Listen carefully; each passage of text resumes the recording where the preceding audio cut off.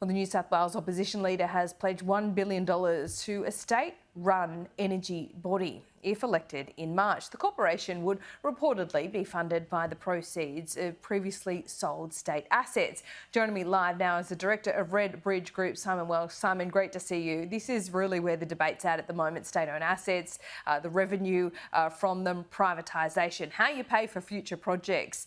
This was, announced. A similar proposition was announced in Victoria. That was quite popular. Does it translate to New South Wales in the same way? Yeah, g'day, Laura. It's been very well pitched by New South Wales Labor. While the actual idea itself probably doesn't go as far as the Victorian one. So the Victorian one really sort of ticks some boxes around sort of being a big, bold sort of policy. This one is a more measured policy around sort of an investment fund as opposed to sort of state ownership. But it speaks in the way in which Labor sort of pitched it.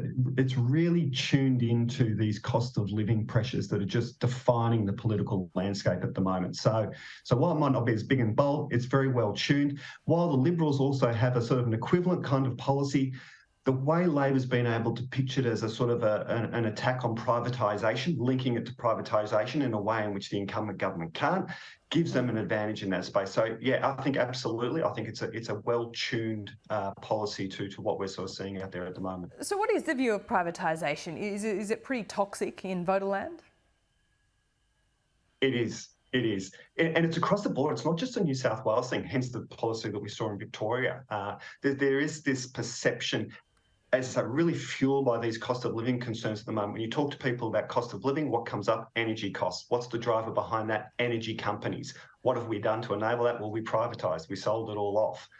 So there's this sort of logical link that sort of pervades a lot of the discussion around this at the moment. So yeah, so privatisation is a bit of a dirty word right now. And in Sydney, as we know, we see this in the groups, that tolls also come up as a sort of another exemplar of this. And again, Labor's policy around that speaks to that. So they're doing a very good job of sort of carving out that positioning of cost of living, where we're focusing on the issues that are going to sort of try and help keep some money in your pocket at the moment. Yeah, right. Interesting to see what's going on, and I always wonder whether this does permeate, or whether it's just kind of insider politics journalists that look at the number of resignations and these kind of integrity stories, mistakes made, the circulation of a photograph of a colleague, the resignation of Tude Hope because he had Transurban shares. Did they all feed into the story, or are these big hits for Dominic Perrottet? Yeah. There's a little secret about state elections, which is what is that? Please do tell. Folk don't tend to engage with them as deeply as they do a federal election. Federal election is AFL, if I can call it that, and the state election in most voters' minds is sort of VFL. You can tell I'm from Victoria. So you really need either a big, bold idea to cut through, or you need sort of just consistent working away on a simple message, cost of living, those sorts of things. What these issues for Dominic Perrottet do is they do two things. One is they're not good. They're not good in and of themselves. And so they're sort of flirting with this death spiral that we talk about in campaign land. That's where you just can't get anything right. Your whole campaign sort of just gets railroaded into a reactive kind of campaign responding to these negative kind of stories. So that they're not good in and of themselves. So they so people don't go deep on any particular issue, but they sort of get this whiff of there's something wrong. They're either out of touch or they're internal bickering or whatever it is. You get this whiff. But the other compounding factor in all of that is it takes you away from the positive messaging, the vision that you want to sell, the plan that you want to sell, because you're always in reactive mode. So it has a twofold impact. It could be decisive in an election like this one. Yeah, well, Dominic Perrottet had his daughter Beatrice on the election campaign yesterday, a bit of daddy daycare. That certainly softened everything yesterday. But when we look at state elections, are they kind of presidential?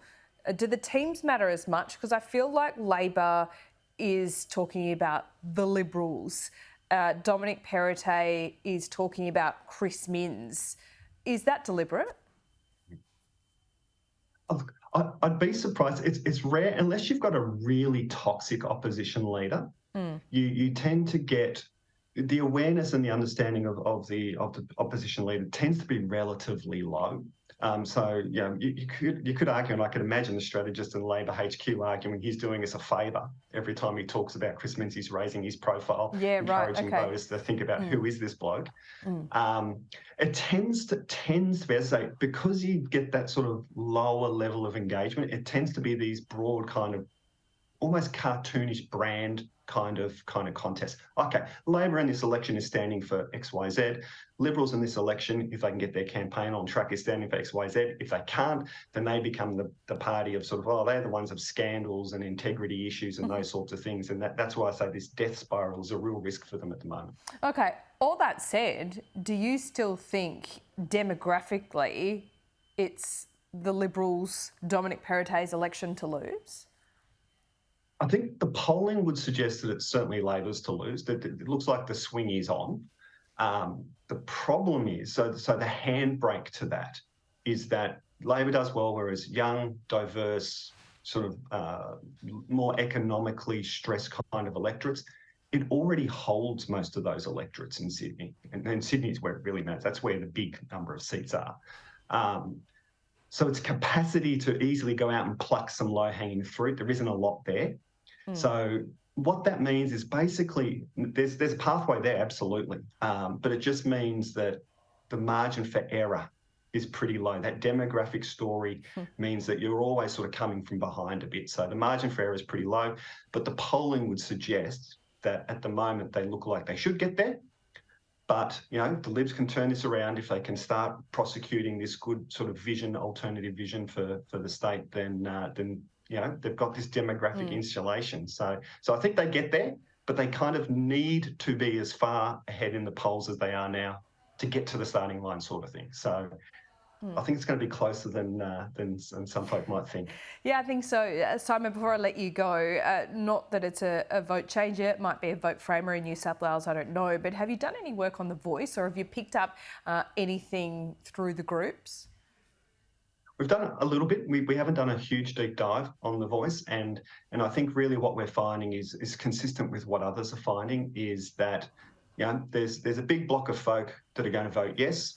And this ties into what we talked about last week, this sort of sense at the moment in the community around, sort of this compassion, empathetic kind of vibe that's hung over through COVID. So that's sort of the political sort of current that's running through it.